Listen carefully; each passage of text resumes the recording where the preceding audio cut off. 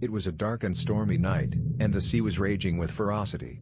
The waves crashed against the shore, sending spray and foam into the air. A group of friends, Sarah, Mike, and John, stood on the beach, watching the storm. Mike shuddered. "I don't like the look of those waves," he said, as he pulled his jacket tighter around himself. "Relax," Sarah said, putting a hand on his arm. "It's just a storm. We'll be fine." John, the bravest of the three, walked closer to the water's edge. "Come on, guys," he said. "Let's go for a swim." Mike shook his head. "No way, man. That water's too rough." Sarah, however, was intrigued. "I don't know," she said. "It could be fun." John waded out into the water, beckoning for his friends to join him. Sarah hesitated, but finally gave in and followed him out. The waves were powerful, and they struggled to keep their footing. Suddenly, Sarah felt something brush against her leg. She screamed and thrashed around in the water, trying to get away. "What is it?" John shouted, as he swam towards her. "I don't know," Sarah cried. "Something touched me." Just then, a massive wave crashed over them, and they were pulled under. Sarah struggled to get to the surface, but the current was too strong. Mike watched from the shore, horror-stricken. "Oh, my God," he muttered. "What do I do?" He scanned the water, trying to see his friends. Suddenly, he saw a hand reach up, desperately grasping for something to hold onto. It disappeared under the water again, and Mike knew he had to act fast. He plunged into the water and swam towards the spot where he had seen the hand.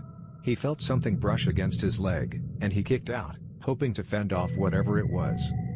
Finally, he reached Sarah, who was struggling to keep her head above water. He grabbed onto her and pulled her towards the shore, fighting against the current. As they neared the shore, they saw John's body wash up on the beach. He was lifeless, his eyes staring blankly up at the sky. Sarah was sobbing uncontrollably, and Mike was in shock.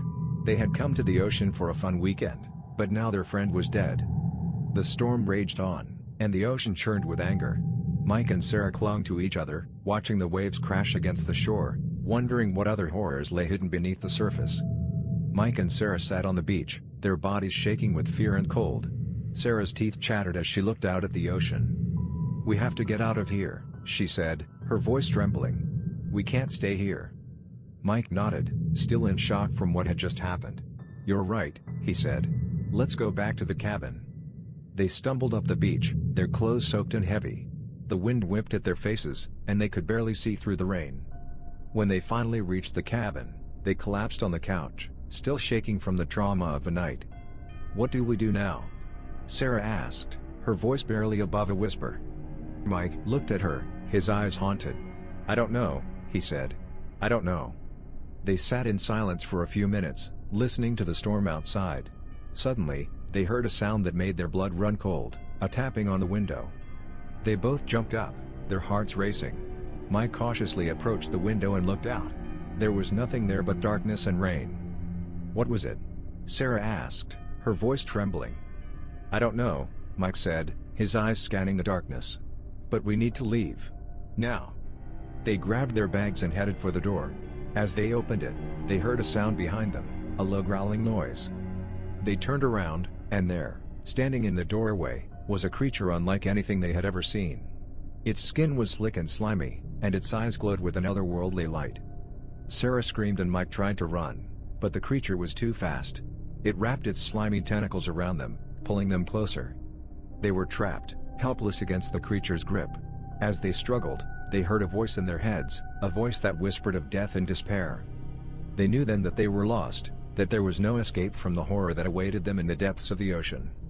Mike and Sarah screamed as the creature pulled them closer, its tentacles tightening around their bodies. The voice in their heads grew louder, filling them with terror and despair. Suddenly, a bolt of lightning illuminated the cabin, and they saw the creature clearly for the first time. It was unlike anything they had ever seen, a monster from the depths of the ocean, with a body covered in scales and a mouth filled with razor-sharp teeth. They struggled to break free, but the creature was too strong. It pulled them closer, its breath hot against their faces. "We have to do something," Sarah shouted, her voice shaking with fear. Mike looked around the cabin, searching for anything they could use as a weapon. His eyes fell on a fireplace poker, and he lunged for it, swinging it at the creature with all his might. The poker connected with the creature's head, and it let out a roar of pain. Mike swung again and again, each blow weakening the creature's grip. Finally, the creature let go, slinking back into the darkness. Mike and Sarah stumbled out of the cabin, gasping for breath. They looked out at the ocean, now calm and peaceful. The storm had passed, and the sun was beginning to rise. "We have to leave," Mike said, his voice hoarse. "We can't stay here." Sarah nodded, her eyes wide with fear. "Agreed. Let's go." They packed up their belongings and left the cabin, not looking back. They knew they had narrowly escaped a fate worse than death, and they would never forget the horrors they had witnessed that night. As they drove away, they saw a sign that read "Welcome to Innsmouth." They shuddered, knowing that they had stumbled upon a town cursed by the sea, where the horrors of the ocean lurked just beneath the surface. They drove away, their minds haunted by the memory of the creature, and the knowledge that there were other nightmares waiting for them out in the deep, dark waters of the ocean.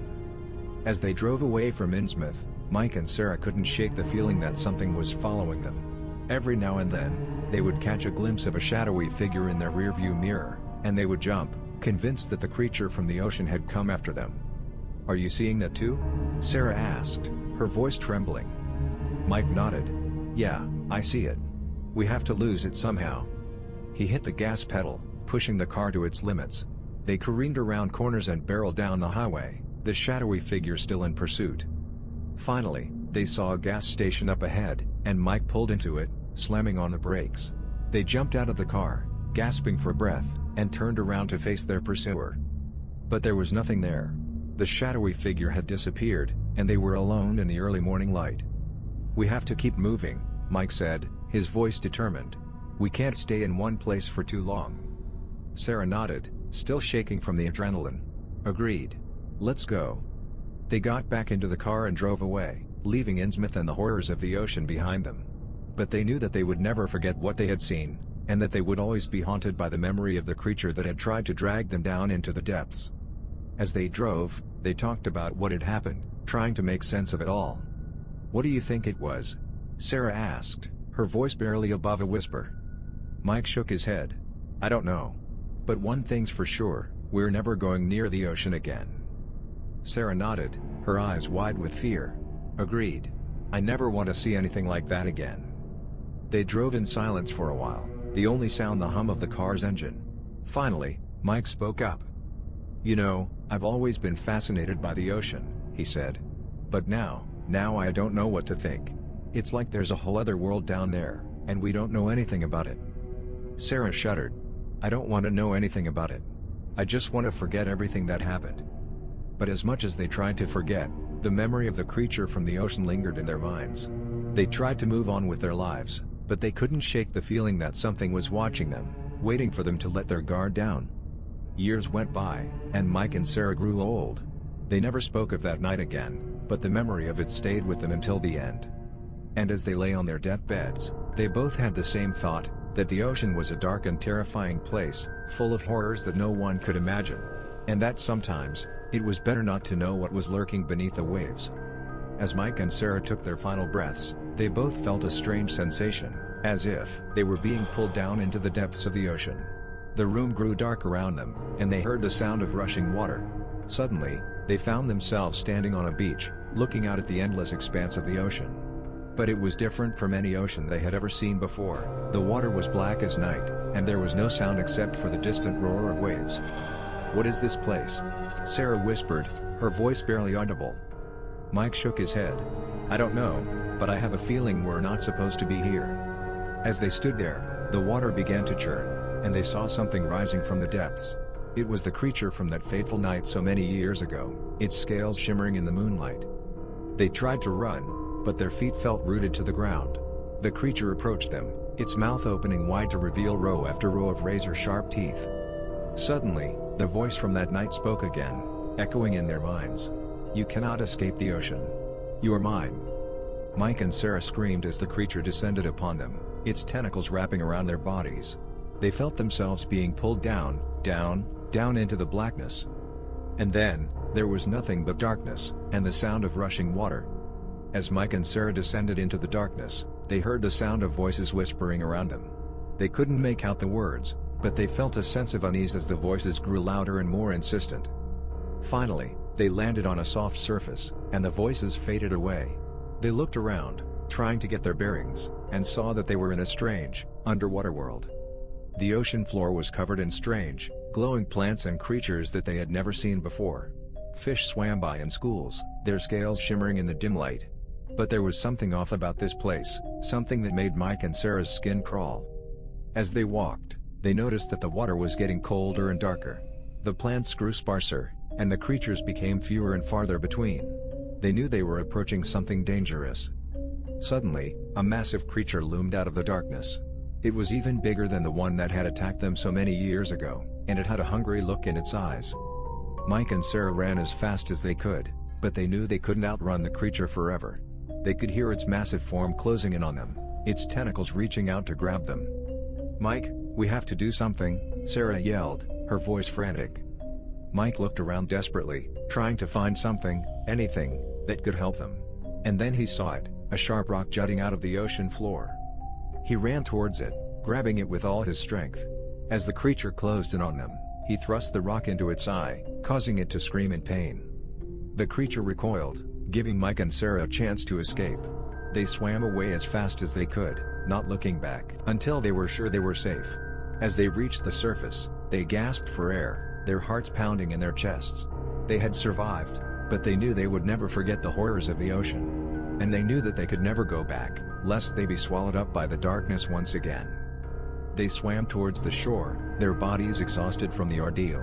As they stumbled onto the sand, they looked back at the ocean with a mixture of fear and awe. "Mike, I think I understand now," Sarah said softly. "The ocean is beautiful, but it's also dangerous. There's so much we don't know about it, and that's what makes it terrifying." Mike nodded, still catching his breath. "Yeah. But maybe that's what makes it worth exploring. Maybe we should keep searching, keep learning. Who knows what we might find?" Sarah smiled. "You're right. Maybe we should. But let's make sure we're better prepared next time." And with that, they walked away from the ocean, their hearts filled with both wonder and fear. For they knew that the mysteries of the deep would always call to them, beckoning them to explore and discover the secrets that lay hidden beneath the waves.